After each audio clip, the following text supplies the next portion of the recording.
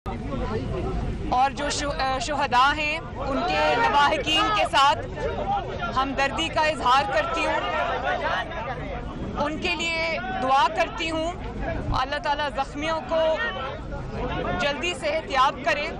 बहुत अफसोसनाक वाक़या है, बहुत तकलीफ़ हुई है सुनकर, और मुझे ये भी पता चला है कि उसमें बहुत सारे पुलिस एहलकार जो हैं वो प्लीज़ एक सेकंड,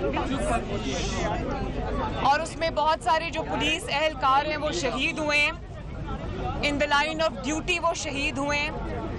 मैं उन शुहदा को, पुलिस ऑफिसर्स को, पुलिस के नौजवानों को जो वहाँ अपने जिम्मेदारियाँ फ़र्ज़ अदा करते हुए शहीद हो गए हैं, मैं उनको खराज तहसीन भी पेश करती हूँ।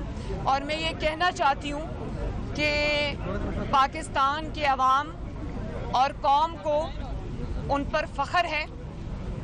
पुलिस के जो ड्यूटी अदा करते अपने फ़राइज़ के दौरान जो एहलकार शहीद होते हैं, उनको वो इज़्ज़त और मकाम नहीं मिलता, उनको जाँ बहक कहा जाता है।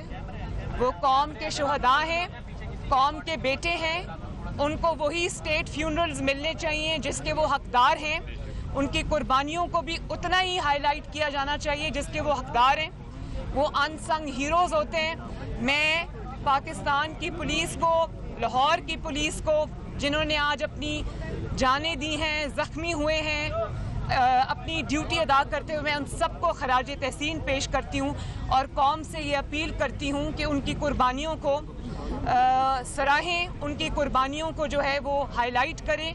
वो भी कौम के बेटे हैं जो इस मिट्टी की हिफाजत के लिए शहीद हुए। अच्छा मैडम, कल मुलाकात हुई है आसिफ जरदारी साहब की परवेज़ इलाही से। उससे कबल थोड़ा सा बैकग्राउंड में जाए तो आज़म नज़ीर तारड़ साहब को एक्सेप्ट नहीं किया था, सिर्फ ये कह के कि उनकी बेनज़ीर भुट्टो के वकील थे। लेकिन परवेज़ इलाही वो है जिनके मुतालिक बेनज़ीर भुट्टो ने खदशात का इजहार किया। तो इस आप पॉलिटिकल जो डेवलपमेंट हुई है इसको आप क्या, इनका सवाल है? नहीं, मेरी बात सुने। मीटिंग्स अगर हो रही हैं तो आपको क्या इतराज़ है? मिलने दीजिए, मीटिंग्स चलती रहती हैं, कोई ऐसी बात नहीं है। ये बताइएगा कि आपसे पूछा था कि क्या अगर कश्मीर का मसला हल हो जाता है तो पाकिस्तान अपना न्यूक्लियर प्रोग्राम को रोल बैक कर लेगा? जो ये स्टेटमेंट आई है इसको आप कैसे देखते हैं? बहुत ही मुझे समझ नहीं आ रही कि मैं इस स्टेटमेंट को या इस स्टेट ऑफ माइंड को या एक ऐसे इंसान को मैं क्या नाम दूं या किस तरह से इसको कंस्ट्रू करूं जिसने इतनी अजीब बात की है। और जो कस्टोडियन, इनको ये पता होना चाहिए कि एक तो ये सिलेक्टेड है, ये अवाम का नुमाइंदा वज़ीर आज़म नहीं है, ये अवाम के रिप्रेजेंटेटिव प्राइम मिनिस्टर नहीं हैं। इनको अवाम के सर पे चोरी के ज़रिए मुसल्लत किया गया है और इनको किसी ने ये हक नहीं दिया कि अवाम ने अपनी कुर्बानियों के बाद जो एक स्टेटस हासिल किया है एटमी कुव्वत होने का, उसके ऊपर ये कोई कमेंट भी कर सके। ये उसके कस्टोडियन नहीं है। पाकिस्तान की जो एटमी सलाहियत है, जो जौहरी प्रोग्राम है, इमरान खान सिलेक्टेड उसका कस्टोडियन नहीं है। उसके कस्टोडियन 22 करोड़ अवाम हैं और उसको अमल में लाने के लिए, उसकी तामीर के लिए आज पाकिस्तान जो एटमी ताकत है उसके लिए बहुत कुर्बानियाँ कौम ने भी दी हैं, पाकिस्तान के मुंतखब नुमाइंदों ने भी दी हैं। जुल्फ़िकार अली भुट्टो शहीद हो गए और मियाँ नवाज शरीफ जो एटमी धमाके के जिनके सेहरा जिनके सर है, उन्होंने जिलावतनी उसके लिए बर्दाश्त की। आज तक वो इस चीज़ का निशाना बन रहे हैं। लेकिन मैं एक आपको बता दूँ, कश्मीर का तो नाम आपको लेना ही नहीं चाहिए। कश्मीर का सौदा आप करके आए। आप अगर ये समझते हैं कि आप इस किस्म का स्टेटमेंट देकर आप कोई नई डिबेट खड़ी कर देंगे तो आप ये गलत कर रहे हैं। मैं आपको सिर्फ ये बता दूं कि पाकिस्तान का जो एटमी प्रोग्राम है वो 22 करोड़ अवाम का और पाकिस्तान की आने वाली नस्लों का, पाकिस्तान के नौजवानों की हिफाजत का, इस मिट्टी की हिफाजत का, इस मुल्क की हिफाजत का, इसकी सिक्योरिटी का ज़ामिन है। और अगर वो एटमी प्रोग्राम ना होता, वो एटॉमिक डेटरेंस क्रिएट ना होती, तो आज मसला कश्मीर के अलावा बहुत सारे ऐसे मसाइल खड़े हो जाते जो पाकिस्तान के लिए एक बहुत बड़ा इशू बन सकते थे। तो ये पाकिस्तान की हिफाजत का ज़ामिन है आने वाले वक्तों के लिए, आने वाले नस्लों के लिए।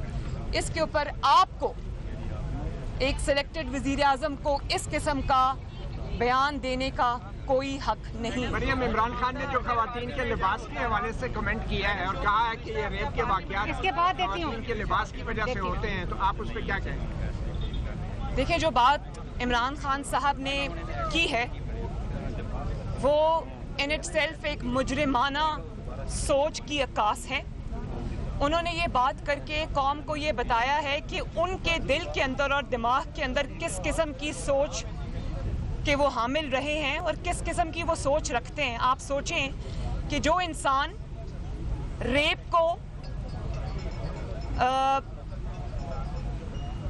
वैलिडेट करता है या रेप जैसे घिनौने जुर्म को वो मुजरिम को कहता है कि मुजरिम जो है वो जिम्मेदार नहीं है बल्कि मजलूम जिम्मेदार है, तो रेप अपॉलोजिस्ट जो हैं इनकी जान, इनके जो इस किस्म की सोच है उससे पाकिस्तान को आज़ादी चाहिए।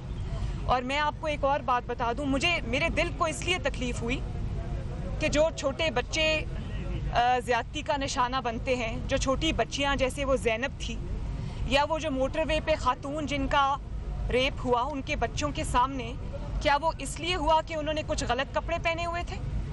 आपको शर्म आनी चाहिए इस किस्म की बात करते हुए कि आप मुजरिम को वैलिडेट कर रहे हैं और मजलूम को उसका इल्ज़ाम दे रहे हैं। इसके लिए भी बहुत ही पस्त सोच की आई थिंक वो पस्त सोच है जिसकी उन्होंने अक्कासी की है।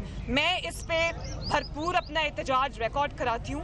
आपके बारे में ये सुना था कि आप ख़वातीन को तनकीद का निशाना बनाते हैं या उनके बारे में गलत ज़बान इस्तेमाल करते हैं।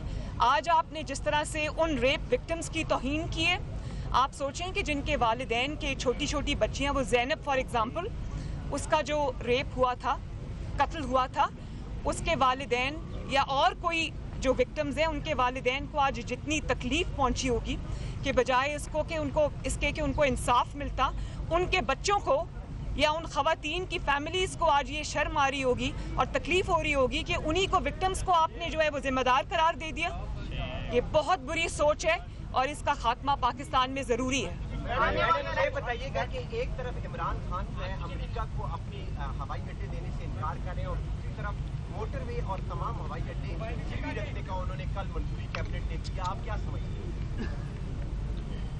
फिर मैं यही बात करूंगी कि आपने तो तारीख के बुलंद तरीन लेवल तक आप पाकिस्तान के कर्ज़ों को ले गए हैं और उन कर्ज़ों के एवज़ पूरे पाकिस्तान के अंदर मुझे एक ईंट भी आप दिखा दें जो आपने लगाई हो।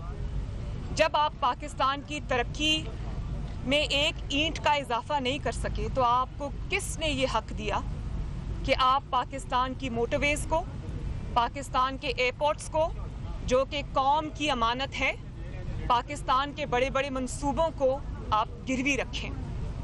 और आप तो कंटेनर पे चढ़ के तकारीर किया करते थे ना कि मेरे पास 200 माहरीन की टीम है और हमारा होमवर्क मुकम्मल है और हमारे पास हम 9 दिन में तब्दीली ले आएंगे, हम 1 महीने में तब्दीली ले आएंगे और हमारे पास एक पूरा प्लान है। सबसे पहले तो आपका तीसरा बजट आपके चौथे वज़ीर ख़जाना ने पेश किया है और उसके बाद ये थी आपकी माहरीन की टीम, ये थी आपका होमवर्क, ये था आपका प्लान कि पाकिस्तान के जो नवाज शरीफ की अल्हम्दुलिल्लाह पाकिस्तान की खिदमत है। आप कहा करते थे कंटेनर पर चढ़कर कि सड़कें बनाने से, मोटरवेज़ बनाने से, मंसूबे लगाने से तरक्की नहीं होती, तो उन्हीं मंसूबों को आज गिरवी रखने से कौन सी तरक्की हो रही है? कौम ये जानना चाहती है कि सबसे पहले तो इस बात का जवाब दिया जाना चाहिए कि हमेशा मुल्क जो हैं वो मंसूबे लगाने के लिए कर्जे लिया करते हैं। कर्जे लेकर आवाम की जो अमानत मंसूबे उनको गिरवी नहीं रखा करते। तो मुझे ये बताएं कि कौन आज आपके अताब से बचा है? क्या आपने कौम के लिए छोड़ा है? गरीब की रोटी से लेकर, उनके मंसूबों से लेकर, उनके चैन और सुकून से लेकर कश्मीर से लेकर क्या चीज़ आपके नाअहली, नालायकी और मुजरिमाना गफलत से बची है। और आज आप जब कह रहे हैं कि मोटरवेज और जो एयरपोर्ट्स हैं आप उनको गिरवी रखेंगे, तो सबसे पहले तो आप इस चीज़ का इतराफ़ करते हैं कि नवाज शरीफ ने अल्हम्दुलिल्लाह अपनी कौम के लिए इतने बड़े बड़े मंसूबे लगाए कि जिनको गिरवी रखकर आज आप कर्जे लेने की बात करें। तो ये तो इस चीज़ का इतराफ़ है कि नवाज शरीफ ने अल्हम्दुलिल्लाह इस मुल्क के लिए इतने बड़े बड़े काम किए। और अभी चंद साल पहले, ज़्यादा दूर नहीं है, 2018 का इलेक्शन से पहले, ये पाकिस्तान की तनज़्ज़ुली तो 2018 के बाद जब ये नाअहल को मुसल्लत किया गया है उसके बाद शुरू हुई है। उससे पहले आप ये देखें कि 5 साल में यही पाकिस्तान था, यही पाकिस्तान के रिसोर्सेज थे। और नवाज शरीफ ने माशाल्लाह उन 5 सालों के अंदर, अपने टेन्योर के अंदर इतनी तरक्की पाकिस्तान की लोड शेडिंग के मंसूबे ख़त्म करने के मंसूबे लगाए, इतने बड़े बड़े प्लांट्स लगा दिए बिजली बनाने के 2-3 साल के अंदर, मोटरवेज का जाल बिछा दिया, इतने बड़े बड़े सीपैक के प्रोजेक्ट्स आए पाकिस्तान के अंदर।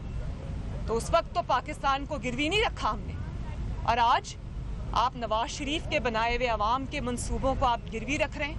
पहले तो कौम को वो हिसाब चाहिए कि जो आपने कर्ज़ों के बोझ के नीचे, तारीखी कर्ज़ों के बोझ के लिए नीचे कौम को दबा दिया है, पहले तो उसका हिसाब दें कि वो कर्ज़े आपने खर्च कहाँ किए हैं। और ये कर्ज़े जो आप ले रहे हैं ये माफियाज और कार्टल्स को नवाजने के लिए, आपको पता है ना, शुगर माफिया, आटा माफिया, दवाई माफिया, LNG माफिया, और ये जो रिंग रोड के आपके सामने स्कैंडल आया है कि अपने ही लोगों को, अपने ही वज़रा को नवाजा है। उन्होंने 1400 कनाल वहाँ पर ज़मीन बेची है, ख़रीदी है, और उसको उन्होंने उसका फ़ायदा उठाया है। और जब वो बात मंजर आम पे आती है तो आप रातों रात अपने जो मेंबर्स हैं, अपने जो पार्टी के अरकान हैं, ओहदेदार हैं, हुकूमत के ओहदेदार हैं, आप उनको रातों रात मुल्क से फरार करा देते हैं। तो इन कार्टल्स के लिए, इन माफियाज के लिए आपने कर्जे लिए, शर्म आनी चाहिए। एक करके 4 बैंकों ने जो कर्जे हैं बाज़ शख्सियात के वो माफ कर दिए और वो अरबों रुपए में बनते हैं। तो इसमें मुस्लिम लीग नून का क्या मौक़िफ़ है, कुछ तहकीकात होनी चाहिए? सॉरी, आप जरा फिर बताइए। 4 ऐसे बैंकों ने जो बाज़ शख्सियात के जो कर्जे हैं जो अरबों रुपए में बनते थे उनको माफ कर दिया है मौजूदा दौरे हुकूमत में। तो क्या मुस्लिम लीग नून का तहकीकात? मैंने अभी आपको यही बात की कि जो उनको हुकूमत को चलाने में, हुकूमत को, ये मरी हुई हुकूमत को जो वफात पा चुकी हुई है बहुत साल पहले, उसको ज़िंदा रखने के लिए, उसको चलाने के लिए उनको जिन जिन कंधों की ज़रूरत है, जिन जिन लोगों की ज़रूरत है, उनको बचाने के लिए वो पूरे पाकिस्तान को दाव पे भी लगा सकते हैं, उसके असासे गिरवी भी रख सकते हैं। लेकिन उनको, चाहे वो पिज़्ज़ा बनाता हो या वो रिंग रोड का कोई हो, उसको, या वो कोई आटा या चीनी माफिया का, उसको NRO देने के लिए उसके घर पहुंच जाते हैं सिर्फ इसलिए कि इनकी गिरती हुई हुकूमत बरकरार रहे।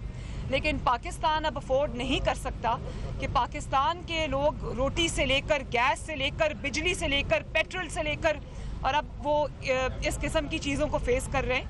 तो ये हुकूमत, अल्लाह ताला इसकी जान जल्दी पाकिस्तान से छुड़ा दे ताकि लोग सुकून का सांस लें।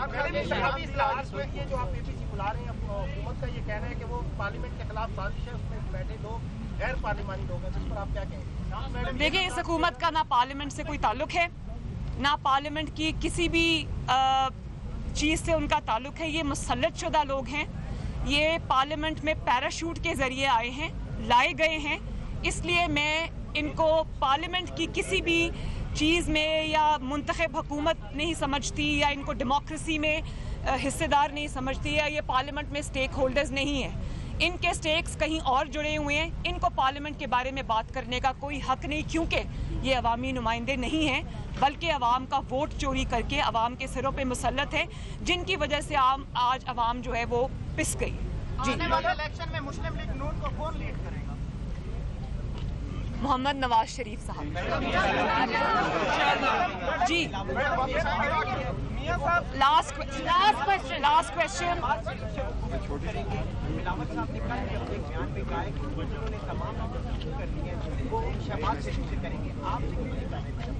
क्योंकि शहबाज शरीफ साहब प्रेसिडेंट ऑफ द पार्टी हैं, मुझे भी गुफ्तगू जब करनी होती है तो मैं शहबाज शरीफ साहब से और नवाज शरीफ साहब से गुफ्तगू करती हूँ, उन्हीं से इजाज़त लेती हूँ। तो अगर वो पार्टी प्रेसिडेंट से बात करेंगे तो सही करेंगे, क्योंकि वो हमारी पार्टी के प्रेसिडेंट हैं। मैडम मियां साहब कब पाकिस्तान आ रहे हैं? इंशाल्लाह बहुत जल्दी। आप मुझे ये गारंटी दें कि नवाज शरीफ वापस आएंगे, उनको इंसाफ मिलेगा और उनकी ज़िंदगी को ख़तरा नहीं होगा। इन कातिलों के हाथ में उनकी ज़िंदगी नहीं होगी। मैं उनको शाम की फ़्लाइट से बुलाती हूँ।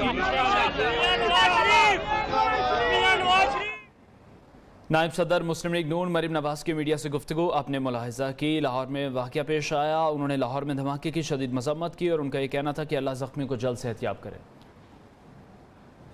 मज़ीद